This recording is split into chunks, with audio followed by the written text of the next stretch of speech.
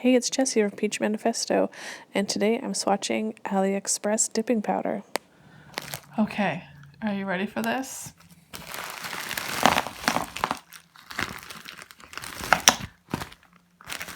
So, I have a whole pile of dipping powders.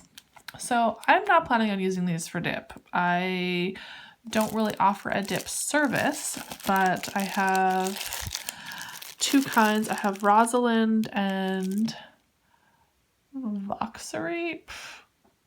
Sure, that's a word. These are all 10 grams or 0.34 fluid ounces. I am going to swatch all of these for you with acrylic liquid. I'm going to swatch them with monomer. I do plan on using them more for different competition things that I'm working on. Depending on how they perform, I may use them on clients, like putting them in between my regular professional acrylic because I feel like I'd only be using a small amount. But anyway, I will go through and swatch some of these for you. So here's all 18 powders lined up. I didn't order all the powders they had available, but I ordered ones I thought I would use or need for competition. So this is D108, and they are actually all sealed with this little kind of foam protection thing. So yeah, it was kind of difficult to undo, so I thought I would do all of them off camera and then get to swatching. And then while I was thinking of it, I actually put a swatch on the top of the lid.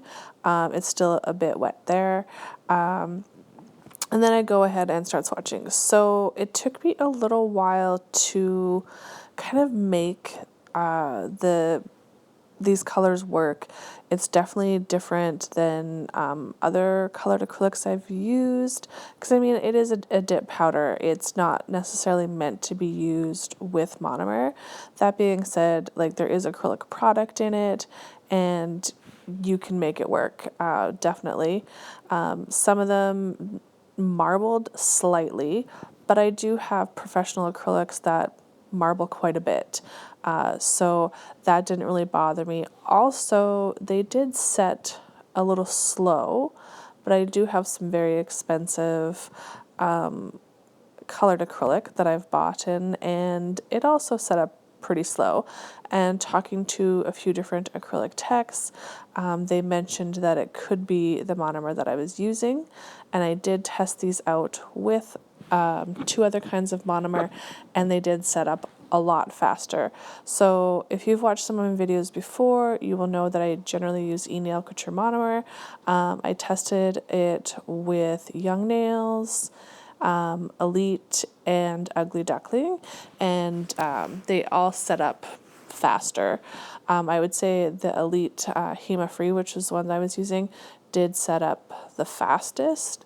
So that's something to keep in mind, because I mean, like, these aren't really supposed to be used this way, but they can be. I found that when swatching them, if I let the bead kind of sit on the brush for a little bit, I tend to get a little bit better result. Like, they just needed to be a lot wetter. And for the most part, any marbling that did happen, I could smooth out. I should have flipped that one over because you could see where it was like one color than the other, but on the underside where I kind of blended it, totally wasn't like that at all. And I do get better about showing that through the rest of this video. And I'm so excited I got this red color. I had bought a different red hoping that it was this color, and it totally wasn't. And if it looks like on some of these I'm kind of not doing the best job, it's because I'm still kind of figuring out the consistency and all of that with the product. So just excuse that it was a lot different and a lot different than some of the other colored acrylics I've used. And I feel like that's kind of a given when you try something new. It takes a little bit of time to kind of get used to the consistency. And as I mentioned before, I'm not primarily an acrylic tech. I don't have very many acrylic clients, but I am dabbling quite a bit more in it, and I've really been enjoying it. So going on with the rest of these, I hope you're enjoying this video. I just think it's really neat that you can use these kind of inexpensive dip powders as a colored acrylic. And as I said earlier, I don't have a lot of clients that want acrylics, so I like that they're just like small, kind of almost sample size pots of color, because I don't need a lot. I've bought some where I just get this huge amount of color that I just don't think that I will ever use. Excuse that last swatch. I'm so used to swatching on top of a swatch stick, because that's how I generally do my gels. I do color on top. So I kind of just was doing it my own original way. And if you've noticed, these kind of two darker purples that I've swatched look basically identical.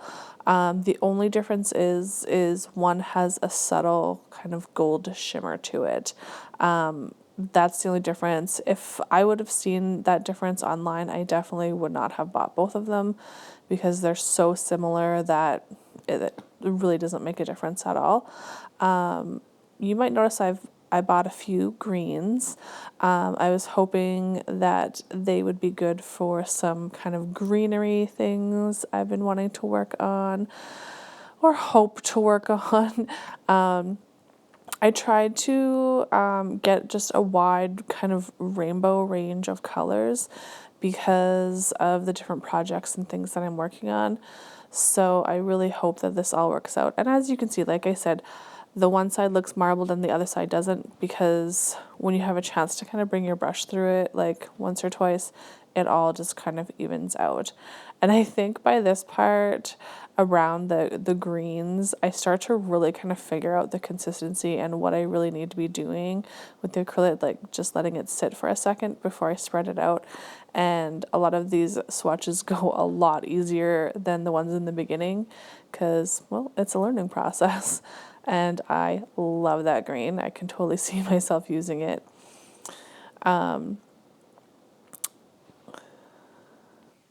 I also thought I should mention that these are not strength powders.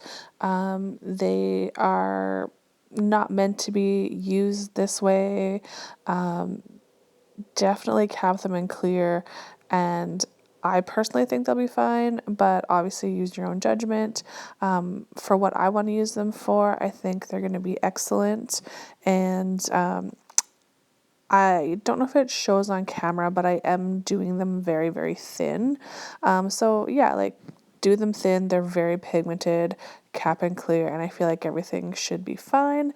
Also, I'll say that the acrylic brush that I'm using is a number 10 Kolinsky that I got off of AliExpress. I think I paid like $7 for it. I've been using it for quite a while, and it's worked really, really well for me, and I will put the link to that in the description box below as well. So I'm pretty sure you've had enough of me talking, and I will just let you watch the rest of the swatches, and I will pop back in at the end of the video to wrap up.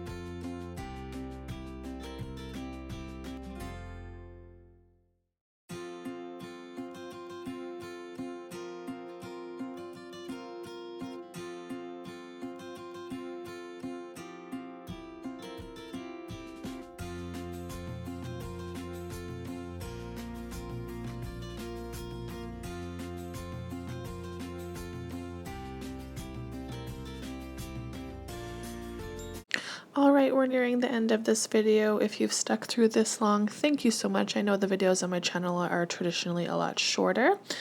I would love to hear your opinions of using a dip powder as an acrylic color. I picked these 18 colors up for $22, so I really feel it was a bargain. And I'm really excited to use them more.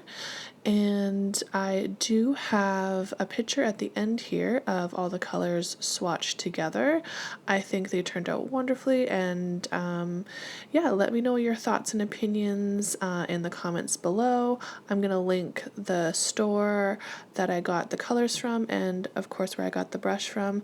So thank you so much for watching. Please like and subscribe, and we will see you all later. Bye bye.